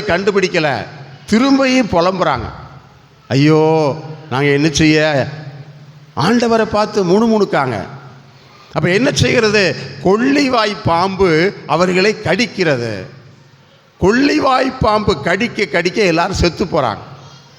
அதான் வாழ்க்கையில் முணுமுணுக்கக்கூடாதுங்கிறது. நான் என்ன செய்ய, என் தலையெழுத்து, நான் சாகத்தான் செய்யணும், இப்படித்தான் இருக்கும் அப்படித்தான் இருக்கும், முணுமுணுத்தோம். முணுமுணுப்பவர்களை கொள்ளிவாய் பாம்பு கடித்து செத்து போகிறார். உடனே திரும்பியும் கடவுள்கிட்ட, ஆண்டவரே எல்லாம் செத்து போகிறாங்களே. அப்போ கடவுள் மோசேட்ட சொன்னார், வெண்கலத்தால் ஒரு பாம்பை செய்து அதை ஒரு மரத்திலே நீ உயர்த்து. யாரெல்லாம் பாம்பு கடிப்பட்டு உடம்பிலே விஷத்தோடு இருக்கிறார்களோ அவர்கள் அந்த பாம்பை உற்றி பார்க்கட்டும். அந்த வெண்கல பாம்பை பார்த்தால் அந்த பாம்பு உடம்புல இருக்கிற விஷத்தை எல்லாம் அது எடுத்து விடும், உனக்கு உயிர் கொடுக்கும். இஸ்ராயேல் மக்கள், பாம்பு கடிப்பட்ட மக்கள் எல்லாம், உடம்புல விஷத்தோடு இருந்த மக்கள் எல்லாம் அந்த மரத்திலே உயர்த்தப்பட்ட வெண்கல பாம்பை பார்த்ததும் விஷமெல்லாம் வெளியேறிச்சு, அவர்களுக்கு உயிர் கிடைத்தது. இயேசு சொல்கிறார், நான் உயர்த்தப்படுவேன். யோவான் 12வது அதிகாரம் 32வது வசனத்தில் சொல்வார், மானிட மகன் உயர்த்தப்பட்ட பின்னால் எல்லாரையும் என்பால் ஈர்த்து கொள்வேன். அப்போ யாருக்கெல்லாம் விஷம் இருக்குதோ, பாம்பின் விஷம். ஏன்னா பாம்பு யாரு? தொடக்கத்திலிருந்து சாத்தான் தான் பாம்பு. அந்த பாம்பு கடிப்பட்டவர்கள் கண்ணீரோடு இருப்பார்கள். வாழ்க்கையில் கண்ணீர் இருக்கும், வேதனை இருக்கும், கஷ்டம் இருக்கும், எல்லா துன்பங்கள், துயரங்கள், நோய்கள், சாவுகள், அதுதான் பாம்பின் விஷம். யாரெல்லாம் அப்படி பாதிக்கப்பட்டிருக்கிறோமோ, நாம் சிலுவையிலே உயர்த்தப்பட்ட வெண்கல பாம்பாக உயர்த்தப்பட்ட சிலுவை மரத்தில் இருக்கிற இயேசுவை பார்த்தால், அந்த இயேசுவை உற்று நோக்கினால், அந்த இயேசுவை உற்று நோக்கி மன்றாடினால், நம் உடம்பில் இருக்கிற, வாழ்க்கையில் இருக்கிற, குடும்பத்தில் இருக்கிற எல்லா விஷமும் நீங்கி போகும். நம்முடைய துன்பங்கள், தீமைகள், கஷ்டங்கள், கண்ணீர், வேதனை எல்லாம் இயேசு சொன்னார், என்பால் ஈர்த்து கொள்வேன். அதனால தான் இயேசு நமக்காக உயர்த்தப்பட்டார். அப்போ இயேசு உயர்த்தப்பட்டிருக்கிறார் என்று சொன்னால், அந்த சிலுவை மரம், அந்த இயேசுவின் சிலுவை நம் வாழ்விலே நாம் ஏற்று நம் வாழ்விலே அந்த சிலுவை பங்கெடுக்கும் என்று சொன்னால் நமக்கு வெற்றி கிடைக்கும். புனித ஜான் கிறிஸ்தோசம் என்கிற புனிதர் இந்த சிலுவையை பற்றி சொல்வார். சிலுவை என்பது சாத்தானுக்கு எதிரான பதக்கம், பாவத்துக்கு எதிரான போர்வாள். ஆதி பாம்பை கொல்ல இயேசு பயன்படுத்திய கத்தி எது? சிலுவை. திருச்சபையின் அரண், புனிதர்களுடைய கோட்டை, இந்த உலகின் ஒளி. புனித பவுலடியாருக்கு பெருமை இந்த சிலுவை. இன்றைக்கு எப்படி மாறா என்கிற கசப்பு தண்ணியில் ஒரு மரத்துண்டை போட்டதும் அது சுவையாக மாறுச்சோ, இன்றைக்கு நம்முடைய வாழ்வில் இருக்கிற துன்பங்கள், வேதனைகள், கஷ்டங்கள் எல்லாவற்றிலும் ஆண்டவருடைய சிலுவையை கொண்டு வருவோம். இயேசுவே, என்னுடைய துன்பங்களை, என்னுடைய வேதனைகளை உம்முடைய சிலுவையிலே ஒப்பு கொடுக்குறேன். ஏன்னா ஜெபமாலையில் ஒரு சின்ன சிலுவை இருக்கும், அதுதான் நம்ம சிலுவை. சின்ன சிலுவை நமக்குள்ளது. அப்போ நம்ம சிலுவை, இயேசுவின் பெரிய சிலுவையை பார்க்கும்போது நம்ம சிலுவை ஒன்றும் இல்லாமல் போகும். என்னைய மாதிரி யாரும் கஷ்டப்படக்கூடாதுன்னு சொல்வோம். எனக்கு வந்த துன்பம் யாருக்கு வரக்கூடாதுன்னு சொல்லுவோம். எப்போ? இயேசுவின் சிலுவையை பார்க்குற வரைக்கும். உன் முகத்தில் காரி துப்புனாங்களா? உன்னைய நிர்வாணப்படுத்தினாங்களா? உன்னைய தெருவில் இழுத்துட்டு போனாங்களா? உன்னைய கைது பண்ணி சிறைச்சாலையில் அடித்தாங்களா? இல்லையே. சிலுவை என்கிற அவமானத்தை இயேசு சுமந்து அந்த சாப சிலுவையிலே உயிர் கொடுத்தாரே, அவருடைய சிலுவையிலே என்னுடைய சிலுவையை, என்னுடைய துன்பங்களை, என்னுடைய பாடுகளை ஒப்பு கொடுக்குறேன். ஏன்னா நீ எத்தனை கோயிலுக்கு போனாலும், மாதா கோயிலுக்கு போனாலும், அந்தோணியார் கோயிலுக்கு போனாலும் உங்களுக்கு துன்பங்கள் வரத்தான் செய்யும். துன்பங்கள் வருவதை கடவுளே தடுக்க மாட்டார், இயேசுவுக்கே தடுக்கலையே. ஏன்னா துன்பங்களை கடவுள் தான் அனுமதிக்கிறார். கடவுள் சிலுவையை கொடுக்கிறார், அந்த சிலுவை நமக்கு கடவுளை கொடுக்கும். அப்போ துன்பங்களை இயேசு ஏற்றது போல நாமும் ஏற்று, இன்றைக்கு முதல் வாசகம் சொல்லுகிறது, கடவுளின் திருவுளம் அவர் கையில் சிறப்புற்றது. எதுவெல்லாம் கடவுள் எனக்கு அனுமதிக்கிறாரோ, எந்த துன்பத்தையெல்லாம் அனுமதிக்கிறாரோ அதை கடவுளுடைய திருவுளத்தின்படி இயேசு சொன்னாரே, இந்த துன்பக்கெல்லாம் வேண்டாம், ஆனால் உம்முடைய திருவுளம் நடக்கட்டும். அதை ஏற்று இயேசுவே உம்முடைய சிலுவையில், உம்முடைய துன்பத்தில், உம்முடைய பாடுகளில் எனக்குள்ளதை ஒப்பு கொடுக்கிறேன் என்று சொல்கிற போது அது மாட்சியாக, வெற்றியாக மாற்றும். புனித பவுஸ்தீனா தான் சொன்னாங்க, என்னுடைய துன்பம் ஒரு சின்ன ஒரு துளி தான், இயேசுவின் துன்பம் பெரிய கடல். என் துன்பத்தை இயேசுவின் துன்பத்தில் வைத்தால் நானும் கடலாக மாறுவேன். இயேசுவின் சிலுவைக்கு என்னெல்லாம் ஆசீர்வாதம், அருள் கிடைத்ததோ அது எனக்கும் கிடைக்கும். ஒன்றை மட்டும் மறக்கக்கூடாது, என் சிறு துன்பமாக இருந்தாலும் அது கடவுளுடைய ஆசீரை, அருளை, மாட்சியை எனக்கு பெற்றுத்தரும். இயேசுவுக்கு சிலுவை அவருக்கு மாட்சியை பெற்றுக் கொடுத்தது என்றால் ஏன் துன்பமோ, உடல் நோயாக இருக்கலாம், உடலில் இருக்க வலியாக இருக்கலாம், கஷ்டமாக இருக்கலாம், அது எனக்கு அருளையும் ஆசீரையும் பெற்றுக் கொடுக்கும். அப்போ இயேசுவின் அந்த சிலுவையினுடைய முக்கியத்துவம், அதனுடைய வல்லமை, அதனுடைய வளமை நமக்கு வாழ்வு. அழிந்து போகிறவர்களுக்கு மடமையாக இருக்கலாம், நமக்கோ அது வல்லமை, நம்மை அழிக்காமல் காக்கும். அந்த சிலுவை நமக்கு மீட்பை கொடுக்கும், அந்த சிலுவை நமக்கு அருளையும் வாழ்வையும் கொடுக்கும். அந்த திருச்சிலுவையிடம் இந்த நாளில் நம்ம குடும்பங்களை எல்லாம் ஒப்பு கொடுப்போம். மாதாம்மா கல்வாரியில் இருந்தாங்க, நம்ம குடும்பத்தோடு அந்த கல்வாரிக்கு போவோம். மாதாம்மாவோட கையை பிடித்து கொண்டு, யோவான் இருந்தார், யோவானுடைய கையையும் பிடித்து கொள்ள வேண்டும். 2 பேருடைய கையையும் பிடிச்சு கல்வாரி சிலுவையில், ஆண்டவரே எங்கள் குடும்பத்தை ஒப்பு கொடுக்குறோம். அந்த சிலுவை வழியாக சாபங்களை முறியடிக்கிறீர், நோய்களை குணமாக்குகிறீர், எல்லா தீமைகளிலிருந்து விடுதலை கொடுக்கிறீர். எங்கள் குடும்பத்துக்கும் அந்த விடுதலை இன்றைக்கு தாரும். ஆண்டவரைத்தான் செபிக்க போகிறோம். எழுந்து நிற்போம்.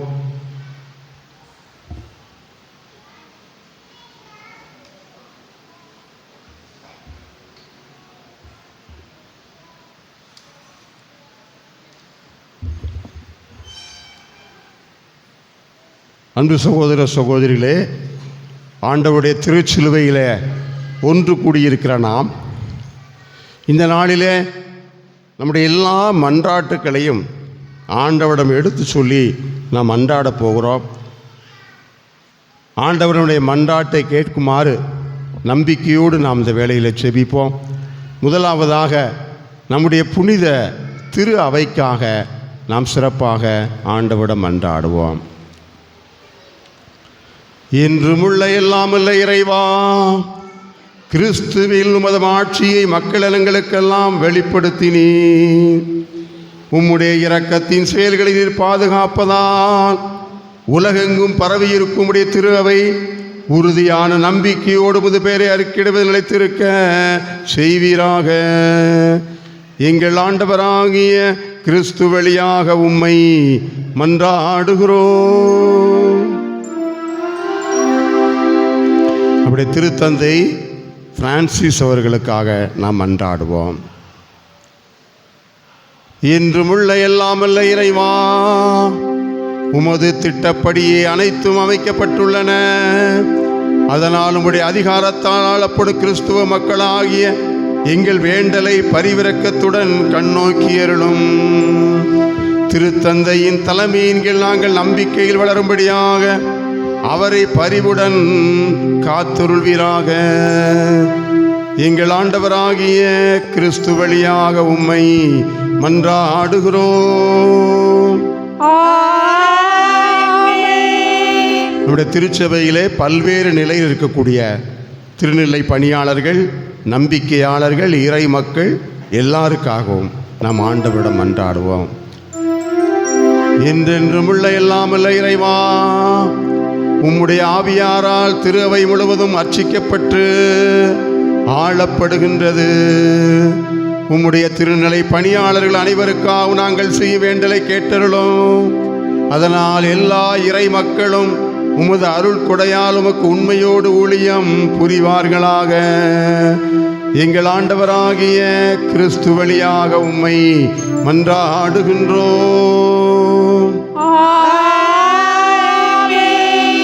ஆண்டவர் இயேசு கிறிஸ்துவில் நம்பிக்கை கொள்ளாதவர்களுக்காக நாம் அன்றாடுவோம். என்றென்றும் எல்லாமல்ல இறைவா, கிறிஸ்துவை ஏற்றுக்கொள்ளாத மக்கள் உம் திருமுன் நேர்மையான இதயத்தோடு நடந்து உண்மையை கண்டடைவார்களாக. நாங்களும் ஒருவர் மற்றவர் மீது எப்போதும் அன்பு கொள்வதாலும் உமது வாழ்வின் மறை உண்மையை மேன்மேலும் புரிந்து கொள்வதில் ஆவல் கொள்வதாலும் உமது அன்பை உலகில் மிக தெளிவாக காட்டும் சாட்சிகளாய் விளங்க செய்வீராக. எங்கள் ஆண்டவராகிய கிறிஸ்து வழியாக உம்மை மன்றாடுகின்றோம்.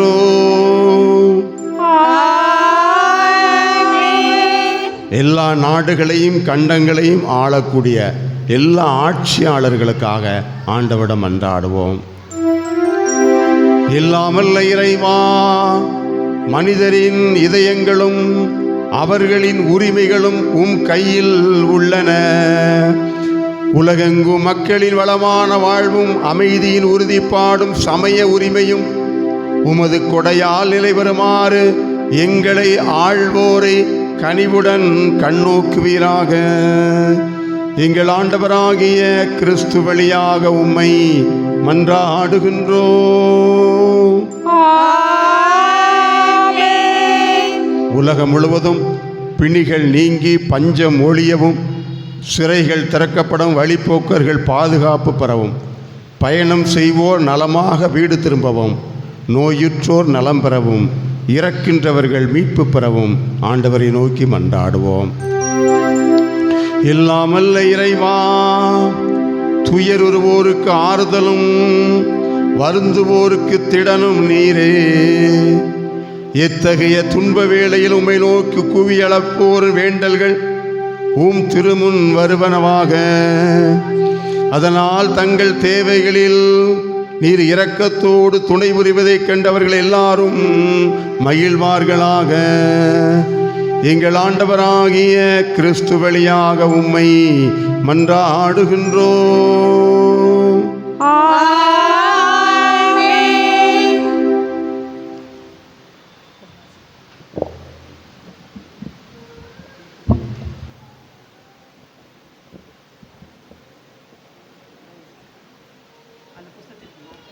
எடுத்தேன் புக் எடுத்து புக் எடு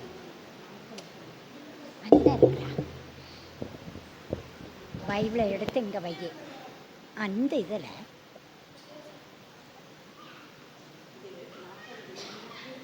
வீடத்தில் இருக்க புக் எடுல அதைத்தான்.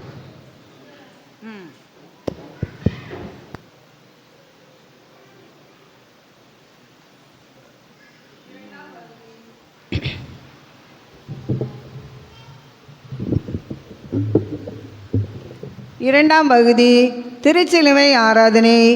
இனிய உறவுகளே, மாலை நேரத்தில் இயேசு பாடுகளோடு நம்மையும் இணைத்து ஆராதனை செய்ய ஒன்றாக குழுமியுள்ளோம். சிலுவை இன்று கிறிஸ்துவத்தின் ஒட்டுமொத்த சமய அடையாளமாக உள்ளது. ஆனால் இந்த சிலுவை சாவு என்பது ரோமையர்களால் தங்களின் ஆட்சி அதிகாரத்தை எதிர்த்த கிளர்ச்சியாளர்களுக்கு வழங்கப்பட்ட கொடூரமான தண்டனை. சிலுவை பற்றிய செய்தி அழிந்து போகிறவர்களுக்கு மடமையே, ஆனால் மீட்பு பெறும் நமக்கோ அது கடவுளின் வல்லமை என்கிறார் தூய பவுல். சிலுவைக்கு இயேசுவுக்கு முன் இயேசுவுக்கு பின் என்று ஒரு வரலாறு உண்டு. ஆம், இயேசுவுக்கு முன் சிலுவை தண்டனை பெற்றவர் மனித மாண்புக்கு எதிரான மிக கொடிய குற்றவாளிகள். எனவே அவர்களை பார்த்தோரும் அவர்களை வெறுத்தே ஒதுக்குவர். ஆனால் யூதர்களின் அரசரான நாசரேத்து இயேசு சிலுவைச் சாவையே மீட்பின் வழிமுறை ஆக்கிவிட்டார். அந்த சிலுவை இப்போது ஆராதனைக்கு உட்படுத்தப்படுகிறது. சிலுவையில் அறையப்பட்ட இயேசுவின் திருவுருவத்தை மறைத்திருக்கும் திரையை அருள்பணியாளர் 3 முறை சிறிது சிறிதாக அகற்றி திருச்சிலுவை மரமிதோ இதிலே தான் தொங்கினார் உலகத்தின் மீட்பர் என்பார். நாம் மறுவீர் ஆராதிப்போம் என பதிலுரையாக பாடுவோம். பின்னர் அமைதியாக வரிசையில் சென்று திருச்சிலுவையை ஆராதிப்போம். திருச்சிலு மரமிதோ இதிலேதான் தொங்கியது உலகத்தின் மீட்பு. வருவே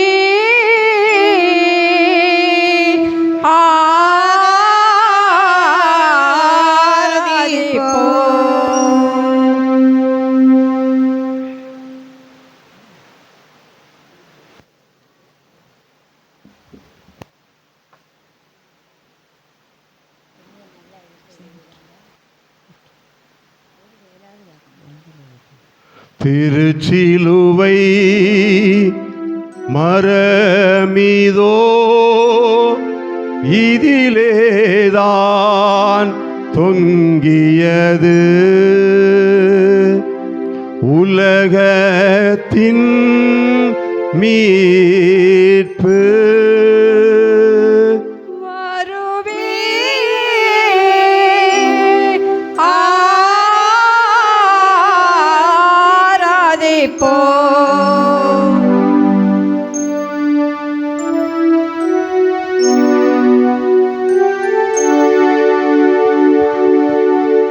திருச்சிலுவை மரமிதோ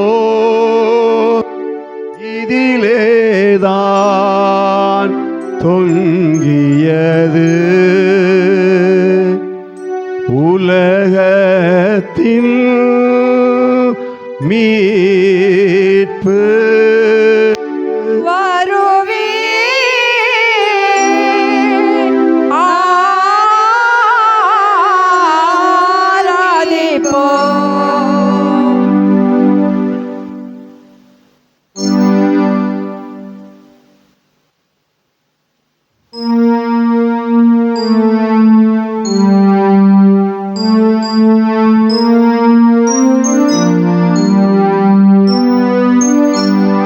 வரிசையாக சிலுவையை நாம் ஆராதித்து முத்தி செய்வோம்.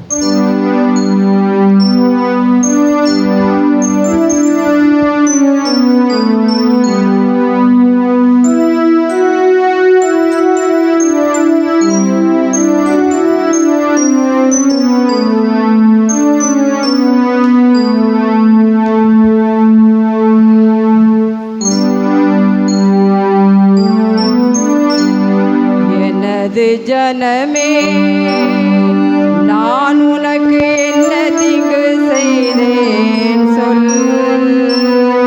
எதிலே உனக்கு துய தந்தேன், எனக்கு பதில் நீ கூறிடுவாய். பாடுவோம். எனது ஜனமே, நான் உனக்கு என்ன தீங்கு செய்தேன் சொல். எதிலே உனக்கு துய தந்தேன், எனக்கு பதில் நீ கூறிடுவாய். எகிப்து நாட்டில் நின்றுன்னை மீட்டு கொண்டு வந்தேனே, அதனாலும் மீட்பருக்கு சிலுவை மரத்தை நீ தந்தாய். எனது ஜனமே, நான் உனக்கு என்ன தீங்கு செய்தேன் சொல். எதிலே உனக்கு துய தந்தேன், எனக்கு பதில் நீ கூறிடுவாய். 40 ஆண்டுகள் நான் உன்னை பாலை நிலத்தில் வழிநடத்தி உனக்கு மன்னா உணவூட்டி வளமிகு நாட்டினில் கொண்டு வந்தேனே, அதனாலோ உன் மீட்பருக்கு சிலுவை மரத்தை நீ தந்தாய். எனது ஜனமே, நான் உனக்கு என்ன தீங்கு செய்தேனே.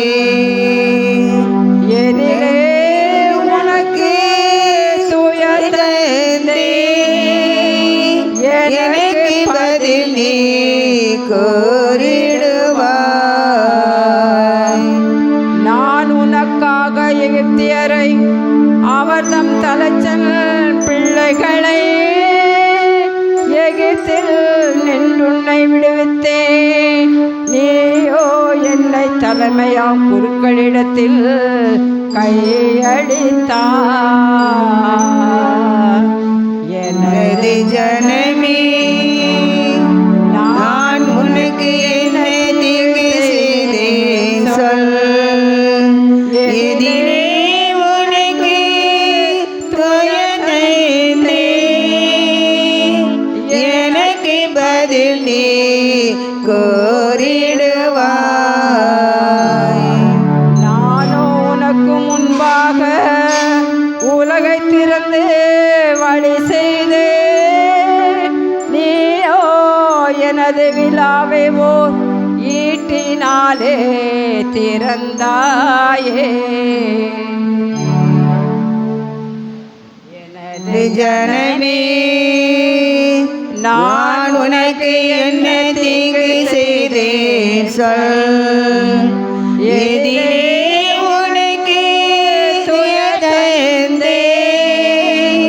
எனக்கு பதில் நீ கோரிடுவாய். மேகத்தூணில் வழிகாட்டி உனக்கு முன்னே நான் சென்றேன். நீயோ பிலாத்தி நீதிமன்றம் என்னை இழுத்து சென்றாயே. எனது ஜனமே, நான் உனக்கு என்ன தீங்கு செய்தேன் சொல். எதிரே உனக்கு துயர்ந்தேன், எனக்கு பதில் நீ கோரிடுவாய்.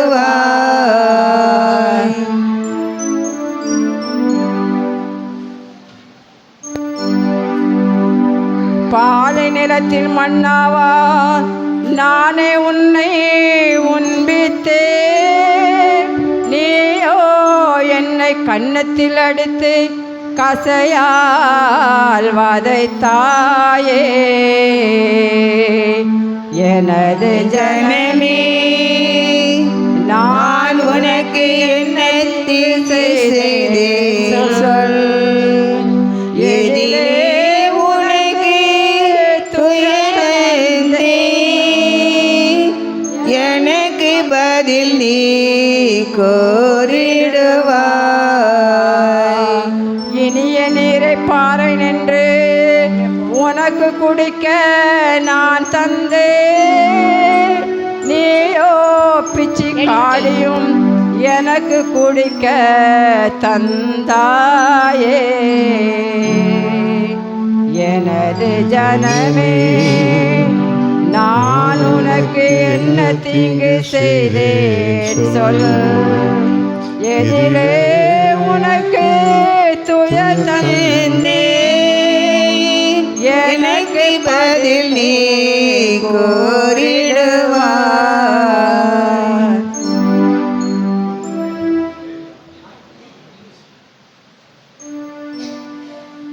திருச்சிலுவை ஆராதனை முடிந்தது. இப்போது திருவிருந்துக்காக நாம் கடந்து செல்கிறோம்.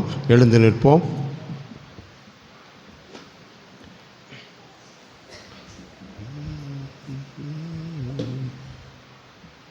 மீட்பரின் கட்டளையால் கற்பிக்கப்பட்டு இறை படிப்பினையால் பயிற்சி பெற்ற நாம் துணிந்து பாடுவோம்.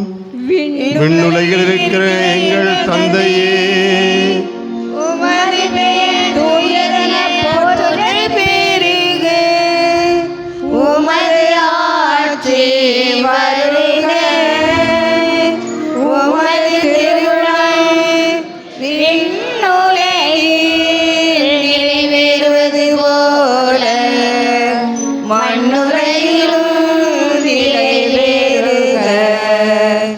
எங்கள் அன்றாட உணவை இன்று எங்களுக்கு தாரும்.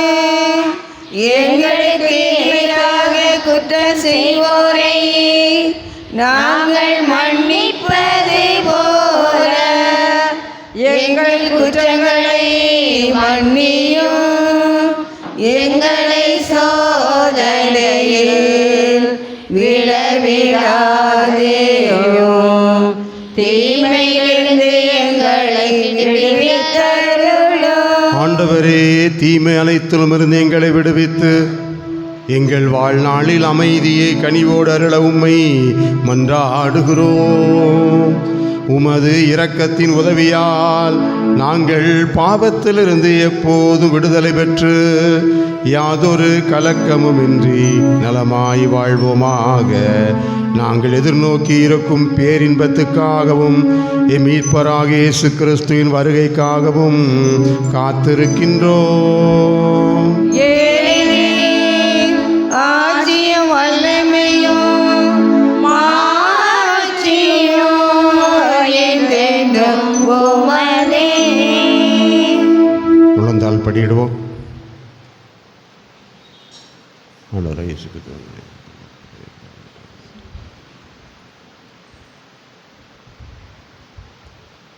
இதோ இறைவனின் செம்மறி, இதோ உலகின் பாவங்களை போக்குபவர். செம்மறியின் விருந்துக்கு அழைக்க பெற்றோர் பேறு பெற்றோர். ஆண்டவரே, நீர் இருந்ததல்ல நான் தகுதியற்றவள், ஆனால் ஒரு வார்த்தை மட்டும் சொல்லியருளும், என் ஆன்மா நலமடையும்.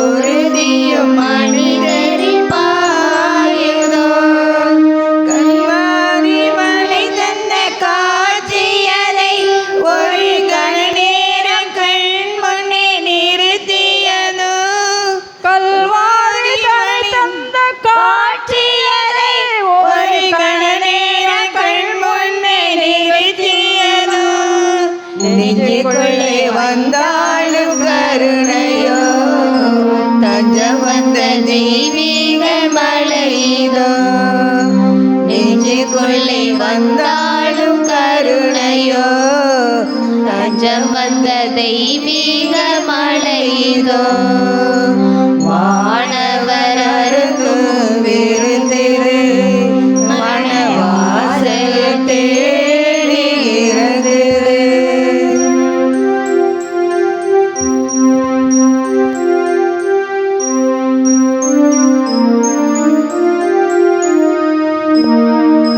புழுதியிலே பூமலையே பூமியின் சுவாசமே பொழுதில் விழுந்த விதைகளின் மேலே ஒரு துளி மழையென நீ வந்தாய் இருளிலும் துயரிலும் அழுகிடும் பொழுதில் இதயத்தின் காயங்கள் ஆற்றினாய் உடலாலே நான் செய்த பாவங்களை உயிருக்குள் வழியாக உணர்ந்தாயே உடலாலே நான் செய்த பாவங்களை உயிருக்குள் வழியாக உணர்ந்தாயே நின்னாளில் எந்த உள்ளம் வாருமே என்னாலும் உன்னருளில் வாழுவே நின்னாளில் எந்த உள்ளம் வாருமே என்னாலும் உன்னருளில் வாழுவே வானவர் அருந்தும் விருந்திது மணவாசல் தேடி இறங்குது வானவர் அருந்தும் விருந்திது மணவாசல் தேடி இறங்குது மனிதமும் புனிதமும் இணைந்தது இறை கருணையும் அருளும் கலந்தது மனிதமும் புனிதமும் இணைந்தது இறை கருணையும் அருளும் கலந்தது அல்ல அல்ல குறையாத அன்பிது மெல்ல மெல்ல எனில் உயிரானது. எழுந்து நிற்போம். ஆண்டவருக்கு நன்றி சொல்வோம்.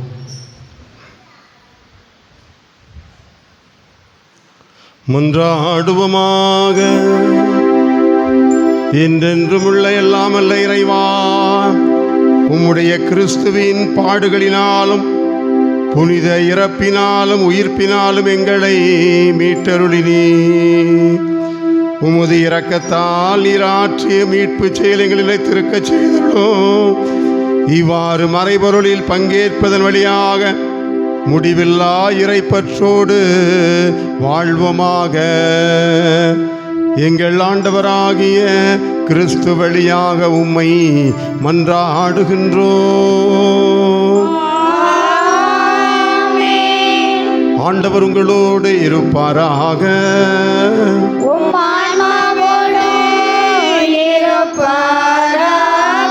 எல்லாம் வல்ல இறைவன் தந்தை மகன் தூயாவியா உங்கள் அனைவரையும் ஆசீர்வதிப்பாராக.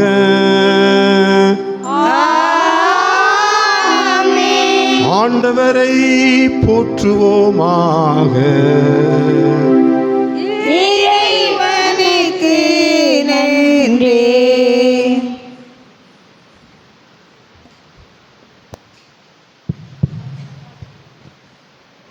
திருத்தலத்திற்கு வந்திருக்கும் அனைவருக்கும் ஆலயத்தின் பின்புறத்தில் திருவிருந்தானது நடைபெற்று கொண்டிருக்கிறது.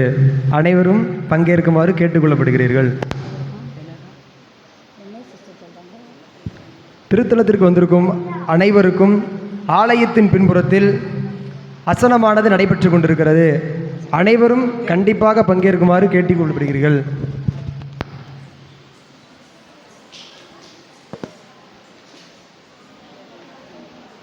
திருத்தலத்திற்கு வந்திருக்கும் அனைவருக்கும் அசனமானது திருத்தலத்தின் பின்புறத்தில் நடைபெற்று கொண்டிருக்கிறது. அனைவரும் வாங்கி உண்ணுமாறு கேட்டுக்கொள்ளப்படுகிறீர்கள்.